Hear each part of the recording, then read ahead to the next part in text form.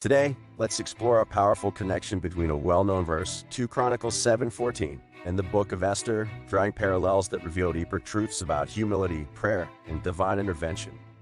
If my people, who are called by my name, will humble themselves and pray and seek my face and turn from their wicked ways, then I will hear from heaven, and I will forgive their sin and will heal their land. This verse from 2 Chronicles is a profound call for repentance and a promise of restoration. Let's see how this mirrors the story of Purim and what it can teach us. In the Book of Esther, which the festival of Purim celebrates, we witness a grave threat looming over God's people. Haman, an influential and high-ranking official in the Persian Empire, harbored a deep-seated and malevolent hatred towards the Jewish people. His wicked scheme was nothing short of diabolical, and its sinister scope extended to nothing less than the mass extermination of the entire Jewish population living within the vast Persian Empire. Haman's animosity towards the Jews stemmed from a personal grudge that spiraled into a genocidal plan. His hatred was triggered by a single act of defiance. Mordecai, a devout Jew and a trusted advisor to the king, refused to bow down and pay homage to Haman. This act of non-compliance incensed Haman, and his pride could not bear the perceived insult. However, his desire for vengeance reached a scale far beyond personal retaliation. Haman's dark plan was to exploit the king's favor and authority to annihilate the Jewish people en masse. To achieve this horrific goal, he engaged in a treacherous act of manipulation. Haman cast lots, or Purim, to determine the most auspicious date for the annihilation of the Jews. This random drawing of lots would select the day of the Jewish people's doom, an act that would later become the namesake for the festival of Purim itself. The extent of Haman's wickedness was unfathomable. He plotted to exterminate an entire community, men, women, and children, across the vast expanse of the Persian Empire. It was a genocidal scheme driven by baseless hatred, personal vendetta, and an insatiable thirst for power. The Jewish people faced an imminent threat of utter destruction. A moment of unparalleled peril that would require nothing less than divine intervention to thwart. Now, this is where our connection begins. The Jewish community, led by Esther and Mordecai, turns to fasting and prayer in their time of crisis. Esther, a Jewish woman who had become queen through divine orchestration, found herself in a position to influence the king. Little did she know that God had placed her in this position for such a time as this. In response to Haman's decree and the impending catastrophe, Mordecai, the spiritual and political leader of the Jewish community in Susa, called for a nationwide fast. This act of fasting was a profound demonstration of humility and repentance before God. The entire Jewish community, in unity, sought divine guidance and deliverance during this period of fasting and prayer. This collective act of humility, fasting, and prayer was a pivotal moment in the story of Purim, showcasing how, in times of crisis, the Jewish people turned to God with contrite hearts, acknowledging their need for His intervention. It was a powerful example of the principles outlined in 2 Chronicles 7:14, humbling oneself, seeking God's face, and repenting from wicked ways to receive His forgiveness and healing of their land. In the story of Esther, we find the first profound lesson. When confronted with seemingly insurmountable challenges, our initial response should always be humility. Humility involves recognizing our limitations and acknowledging our dependence on God for guidance and strength. Esther and Mordecai, as leaders of the Jewish community, set an inspiring example by humbling themselves before the Almighty. It's crucial to understand that even in times when God's presence may seem silent, He is actively working behind the scenes for our good. This act of humility, expressed through fervent prayer, is an immensely powerful tool in our spiritual arsenal. The story of Esther reminds us that our humility in prayer opens channels of divine intervention, turning the tide of seemingly impossible circumstances in our favor. As we explore the story further, we discover that Esther and Mordecai's response to the dire threat posed by Haman was nothing short of remarkable. Upon learning of Haman's sinister plot to annihilate the Jewish people, they recognized the gravity of the situation and the urgent need for divine intervention.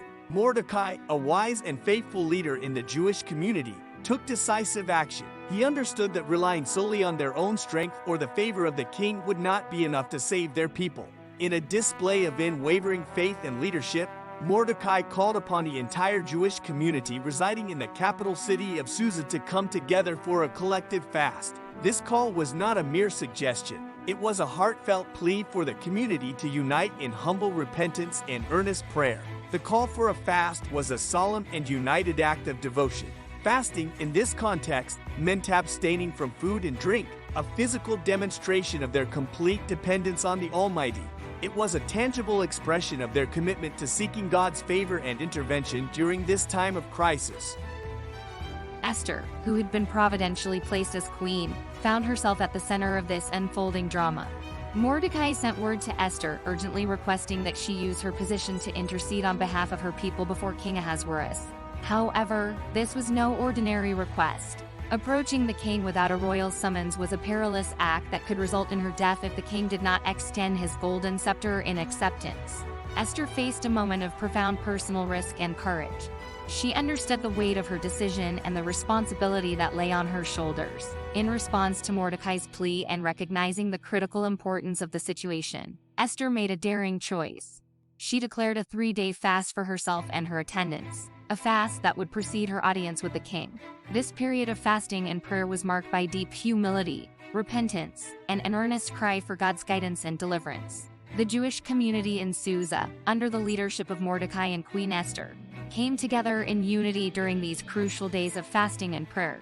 Their collective act of devotion and unwavering faith in God would prove to be a pivotal moment in the story of Purim, demonstrating how, in times of crisis, the Jewish people turned to God with resolute determination, acknowledging their need for His divine intervention. In your life, when you face Haman-like challenges, remember the power of collective prayer and fasting. Recognize the power of turning to God in moments of crisis. Just as Esther, Mordecai, and the Jewish community sought God's intervention, you too can find strength in seeking His guidance and help during your personal challenges. There is immense power in turning to God in humility, acknowledging your dependence on Him, and seeking His divine intervention. Now, let's look at the outcome in the Book of Esther. God responds to their humility and prayers. It's a story of divine orchestration, astonishing reversals of fortune, and justice prevailing in the most remarkable ways. As we know, Haman, consumed by his deep-seated hatred for Mordecai, devised a diabolical plan to hang Mordecai on a gallows he had meticulously prepared. However, Haman's wicked scheme took an unexpected twist. On that very night, King Ahasuerus found himself unable to sleep and decided to have the royal records read to him. It was during this restless night that the king stumbled upon an entry in the Chronicles about Mordecai's loyalty. The entry recounted a crucial event when Mordecai, sitting at the king's gate, uncovered a sinister plot to assassinate King Ahasuerus. 2 of the king's eunuchs, Bigthan and Teresh, had conspired to take the king's life. Mordecai, with his unwavering devotion to the king, promptly reported this treacherous plot, ensuring the safety of the monarch. This remarkable twist of fate, as King Ahasuerus learned of Mordecai's loyalty and selflessness that very night, was nothing short of astonishing. It was a divinely orchestrated revelation, a timely reminder of Mordecai's virtuous actions that had gone unrecognized until that crucial moment. Just as Haman arrived at the palace to request Mordecai's execution, the king, unaware of Haman's sinister intentions, sought his advice on how to honor someone deserving of recognition. Thinking the king was referring to himself, Haman suggested a grand display of honor. To his profound shock, the king ordered Haman to bestow this honor upon none other than Mordecai. Haman's world crumbled around him as he had to lead Mordecai through the city on horseback, clad in the king's royal robe, publicly acknowledging Mordecai's valor. It was a humiliating moment for Haman, and little did he know that his own fate was sealed. But the divine intervention didn't stop there. Haman's evil plans backfired completely. The very gallows he had prepared for Mordecai would serve as the instrument of his own execution. In a poetic twist of justice, Haman was hanged on those gallows, paying the price for his wickedness. Yet, the story doesn't conclude with Haman's demise. His 10 sons, who had conspired with him, met a similar fate. The threat that had loomed over the Jewish people was entirely extinguished as Haman's sons were also hung. As Psalm 34:16 reminds us, the face of the Lord is against those who do evil, to cut off the memory of them from the earth. This outcome was a striking display of justice prevailing in the most astonishing ways.